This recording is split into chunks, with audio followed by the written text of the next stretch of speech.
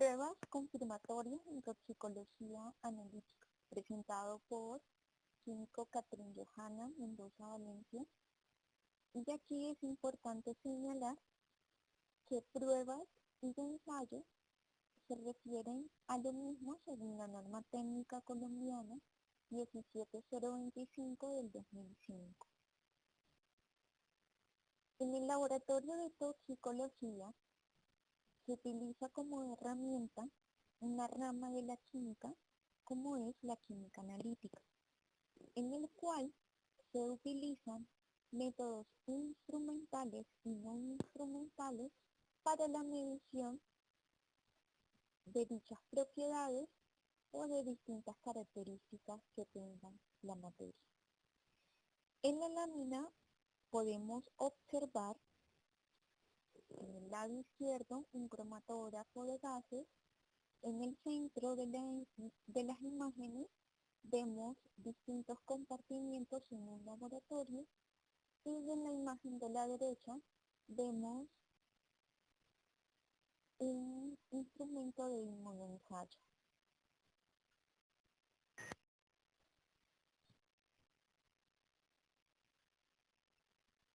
En el laboratorio de toxicología analítica analizamos tipos de tóxicos.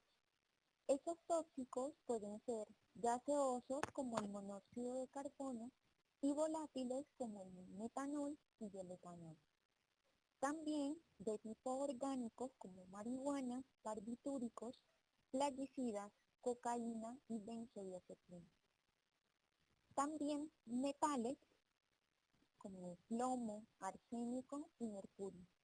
Aquí es importante anotar que en un laboratorio de toxicología analizamos muestras o también material incautado según sea el caso.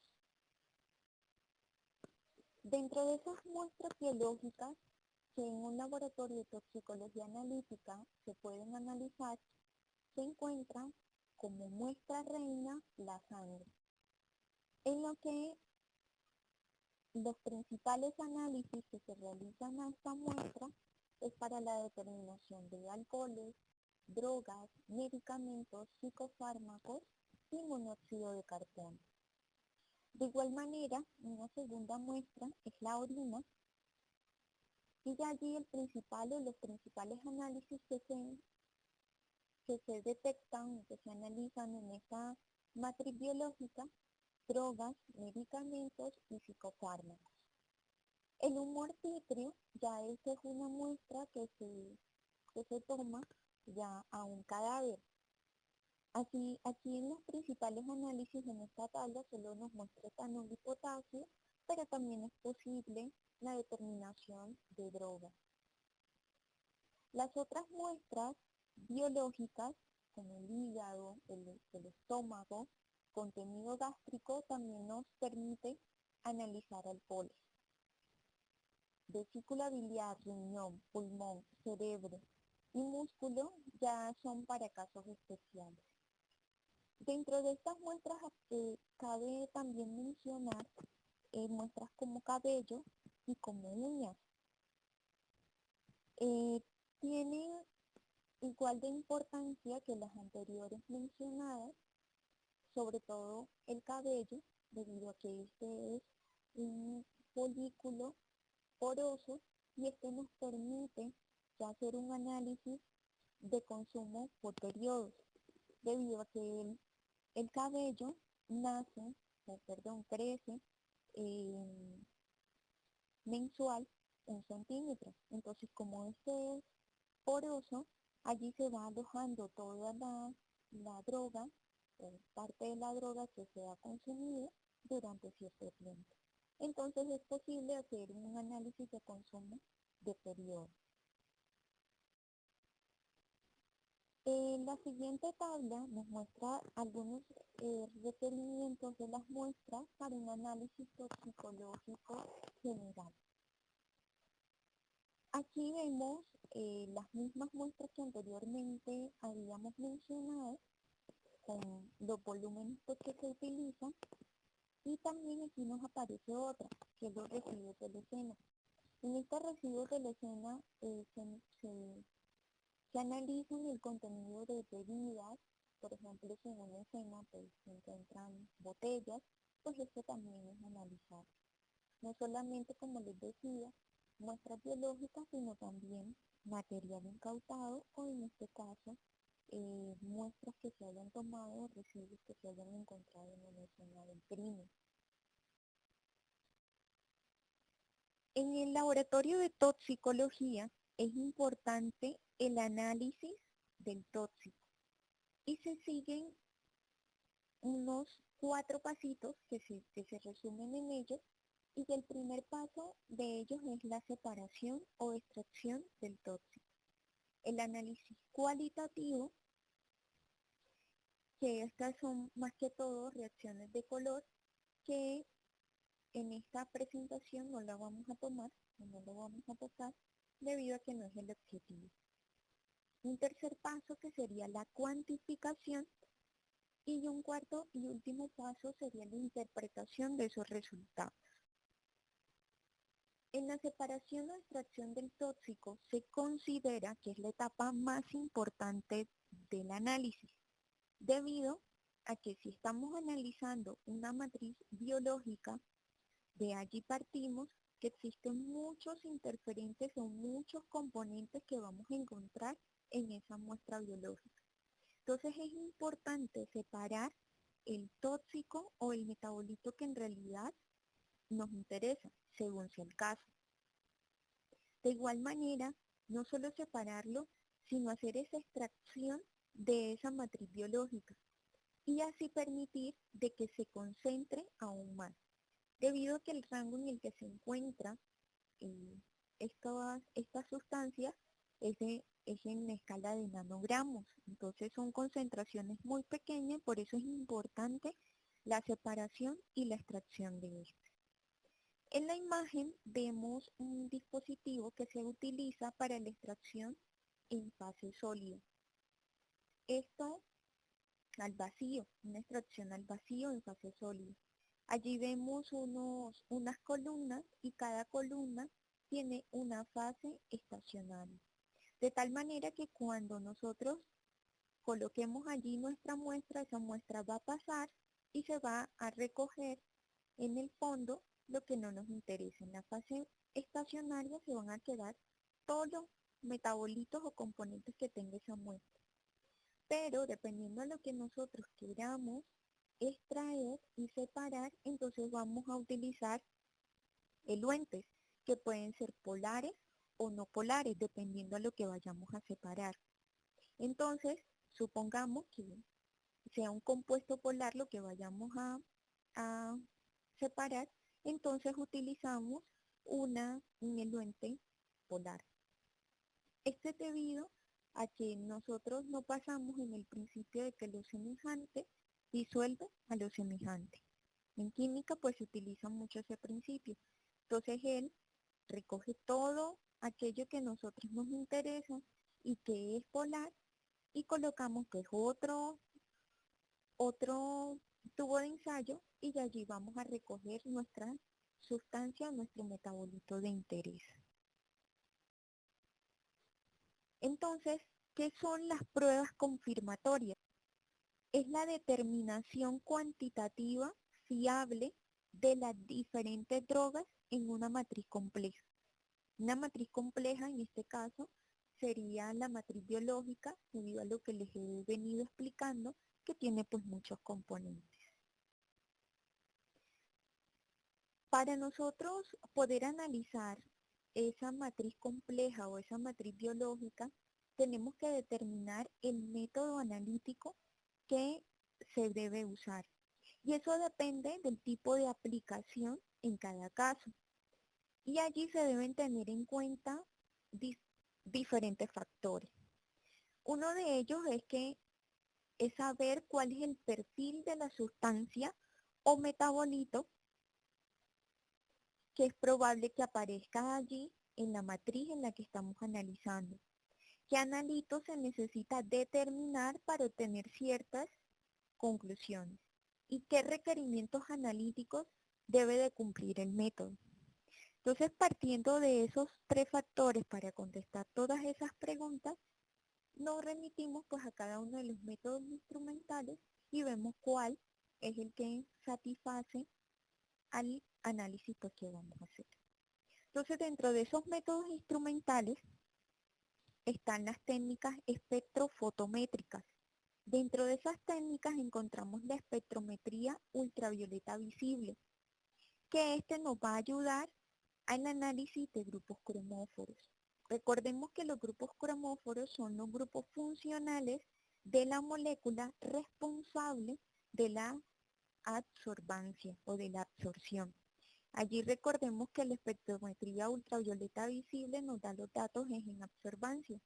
Pero ¿cuáles son esos grupos cromóforos o funcionales? Recordemos, están los enlaces carbono-carbono, pero de enlaces dobles y triples.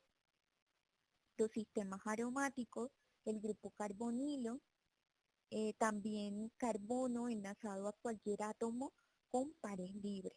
Entonces allí la idea o la información que nos da una espectrometría ultravioleta visible son grupos cromóforos.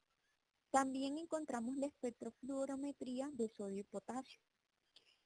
Por lo general se utiliza para muestras, por ejemplo, como humor vítreo, para determinar la cantidad o la concentración de sodio y potasio.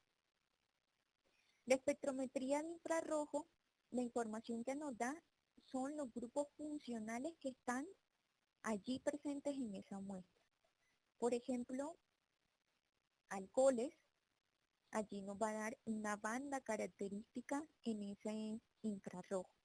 La espectrometría de absorción atómica que nos va a analizar metales. Y la espectrometría de masa con sus siglas en inglés nos va a dejar relacionar la masa carga y el ion molecular. Esto más adelante pues lo vamos a ver. Aquí es importante decir que el uso de una sola técnica espectrofotométrica no nos va a dar una determinación confiable o fiable. ¿Por qué? Porque si lo usamos por separado, pues cada uno nos da una información. Es importante que nosotros pues las usemos en conjunto para poder sacar un mejor análisis de ello. Y eso hace parte pues de la interpretación de esos resultados y que hagamos un buen análisis de la muestra o del caso pues que estamos estudiando. La espectrometría de absorción atómica, aquí vemos un esquema en donde nos explican cuál es el fundamento químico de esta técnica. Aquí inicia pues con una lámpara, esa lámpara es de cátodo hueco y es una lámpara para cada metal. Es por eso la razón de que en un espectrómetro de absorción atómica no podemos hacer un barrido con todos los metales. Se debe analizar metal por metal porque cada uno tiene su lámpara, su longitud de onda, su intensidad o la incidencia pues que tiene sobre el quemador. Entonces sigamos el esquemita. Iniciamos en la parte izquierda, con la lámpara, que incide sobre el quemador, que ese quemador pues tiene una llama, y en ese mismo sistema encontramos un capilar que va a absorber la muestra y la va a llevar atomizada hasta el quemador. El quemador comienza a cambiar su intensidad y su color inclusive de la llama dependiendo a la presencia del metal que tenga. Allí, al incidir con el haz de luz, el haz de la muestra y todo este conjunto pues pasa a un monocromador. De este monocromador pasa al detector o a los detectores. Esto pues emite una señal que es medida y el resultado que nos da es una lectura digital, que ya habíamos dicho en absorbancia. En la parte de arriba del esquema vemos una fotografía de un espectrómetro de absorción atómica. Aquí vale decir que la absorbancia es directamente proporcional a la concentración que hay del metal en este uso.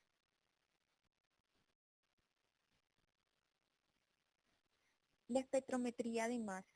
En la espectrometría de masas, al ingreso de la muestra, ¿qué es lo que va a suceder?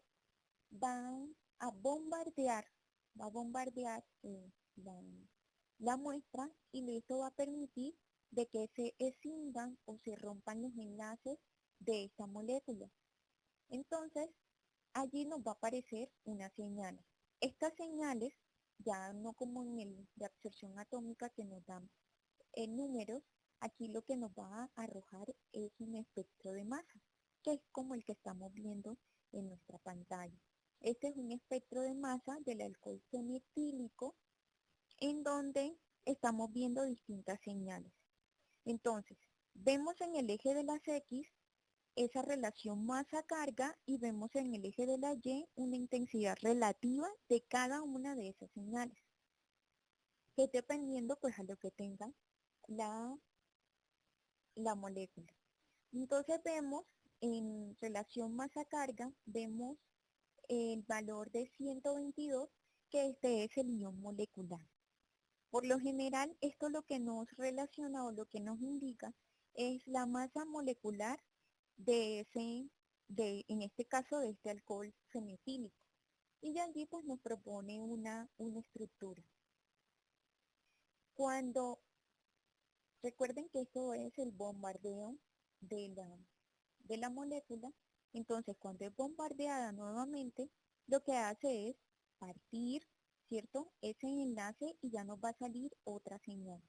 Esa otra señal miremos que tiene una intensidad mayor que la de ion molecular, ¿vale?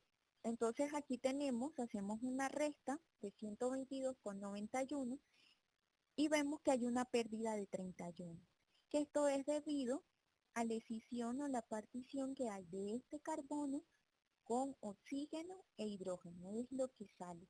Y encontramos pues esta otra señal que viene siendo sin ese carbono, oxígeno e hidrógeno. Entonces aquí vemos esta otra señal.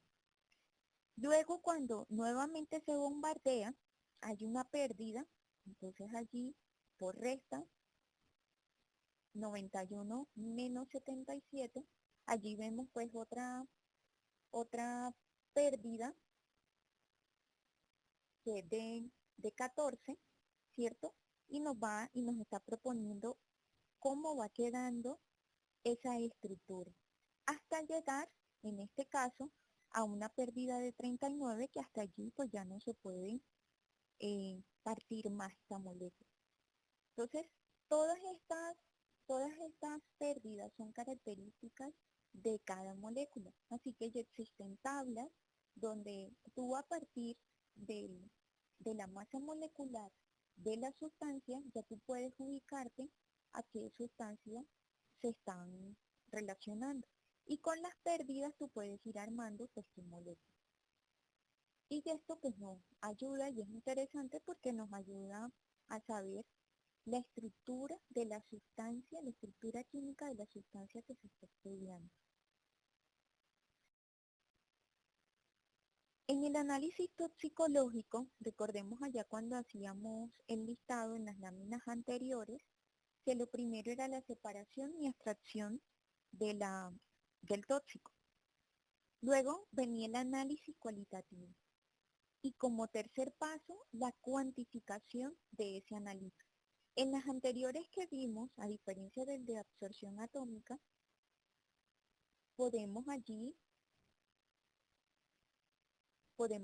saber cuál es el analito en estudio, ya sea por su estructura, si tiene grupo cromóforo o qué grupo funcional tiene. O bien, si tiene metales, entonces en qué concentración están.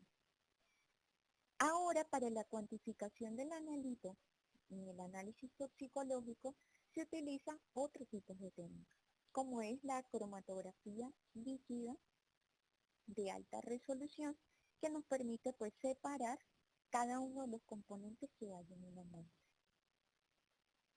Resulta que hay esa cromatografía, esa separación, ya en la última tecnología pues que hay, la acoplan a un espectrómetro de masa, es decir, además de separarnos y de cuantificarnos cada uno de los componentes que hay en esa matriz o en esa muestra, también por medio del espectro de masa nos va a permitir saber cuál es la estructura química de eso.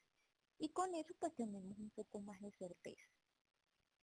La cromatografía de gases y la cromatografía de gases acoplada a masa. Ahora vamos a ver cuál es la diferencia entre cromatografía líquida y cromatografía de gases. Resulta que esas técnicas cromatográficas que ahora mencionamos, también hay tipos, y eso es según la naturaleza de la fase móvil y la fase estacionaria. Resulta que en la cromatografía tenemos estas dos componentes, la fase móvil y la fase estacionaria. Si la fase móvil es líquida, se le llama cromatografía líquida. Si la fase móvil es gaseosa, entonces se le llama cromatografía gaseosa o de gas. Según la fase estacionaria, entonces esa cromatografía puede ser cromatografía en columna, cromatografía en papel o cromatografía en capa. Según la interacción entre el soluto, es decir, la muestra que va pasando, y la fase estacionaria, entonces se puede clasificar como cromatografía de reparto, cromatografía de absorción, cromatografía de intercambio iónico, cromatografía sobre gel y cromatografía sobre fases ligadas.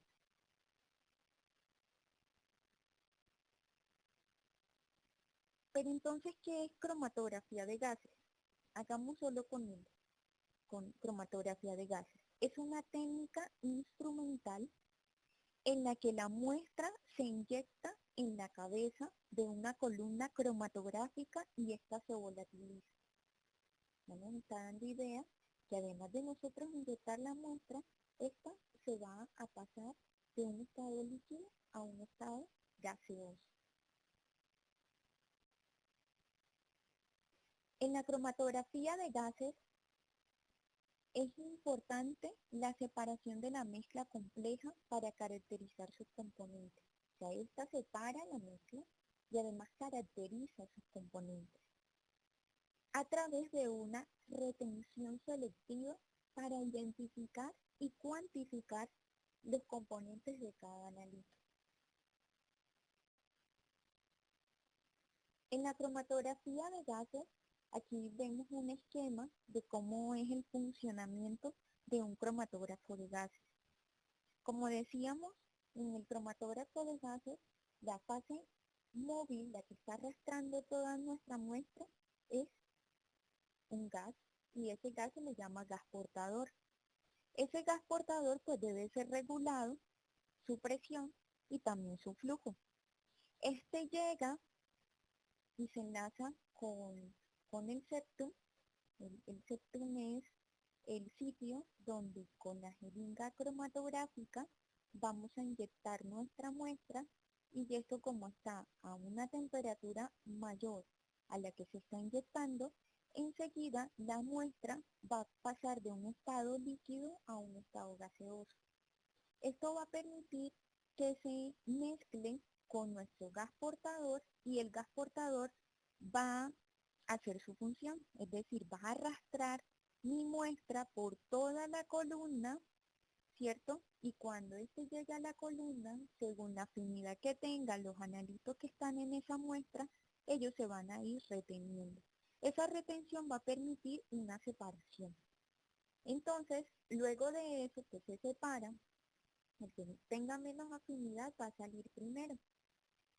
Pero ¿dónde va a salir? Este va a llegar al detector. El detector dice y está reportando qué es lo que está llegando, y ese lo va registrando. Luego que lo registra, pues manda toda esa información a un ordenador, y el ordenador lo que hace es formar un perfil cromatográfico con cada uno de los componentes, teniendo allí una señal.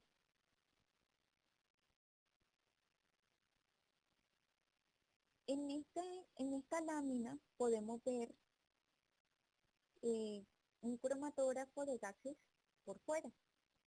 Aquí vemos el automuestreador y en el automuestreador ya podemos colocar todas las muestras que nosotros tengamos. En la parte de arriba del automuestreador tenemos entonces esa jeringa que lo van a hacer de manera automática. El esquema anterior que vimos es para una inyección manual. Este ya tiene pues un automuestreador. Aquí estamos viendo un perfil cromatográfico de aminoácidos, pero este es por HPLC. Habíamos visto el esquema de un cromatógrafo de gases. La diferencia que hay es que la fase móvil va a ser un líquido. En la cromatografía de gases es un gas. Y la columna en cromatografía de gases puede llegar a pasar más de los 10 metros de longitud de la columna. En cambio, en una cromatografía líquida, su, su longitud es menor, mucho menor. Entonces, aquí estamos viendo el perfil cromatográfico de aminoácidos. Lo hicieron por HPLC. En el perfil cromatográfico de arriba, superior, estamos viendo en la parte, en el eje X, los minutos, eso está en minutos, y a eso le vamos a conocer como tiempo de retención. O sea, es el tiempo que requirió una separación o que salió la primera señal. Entonces, el primero que está es el que menos interacción tiene o menor afinidad tenía con la fase estacionaria y nos va a salir de primerito. Y el último es el que tuvo mayor afinidad. Y allí en el eje de los Y estamos viendo los voltios. Cada uno de ellos es un estándar de aminoácidos y cada uno pues tiene su tiempo de retención. Ahora en el perfil cromatográfico que está en la parte inferior o B, es una muestra problema en donde se están analizando cuáles aminoácidos hay y por tiempo de retención nosotros podemos decir que tienen los mismos. Entonces ya la biblioteca del mismo equipo va a identificarlos. Por ejemplo, la cistina, ¿cierto? Lo vemos en el perfil cromatográfico B y en el A. De esto es importante señalar que la resolución es importante, debido a que deben estar totalmente separados las señales, todos estos picos se les llaman señales. Miren que es distinta al espectro de masa, que es una línea vertical, en cambio estas son como montañas, puntudas. Entonces, cada una de esas montañas a eso se le llama señal. Y cada sustancia tiene su tiempo de retención característico. Debajo de esa montaña pues hay un área. Esa área es integrada por el mismo equipo y es lo que va a permitir su integración o bien la determinación de la concentración de ella, con el patrón y la sustancia que estamos nosotros analizando, la muestra que estamos analizando y poder decir qué cantidad hay de ese metabolito.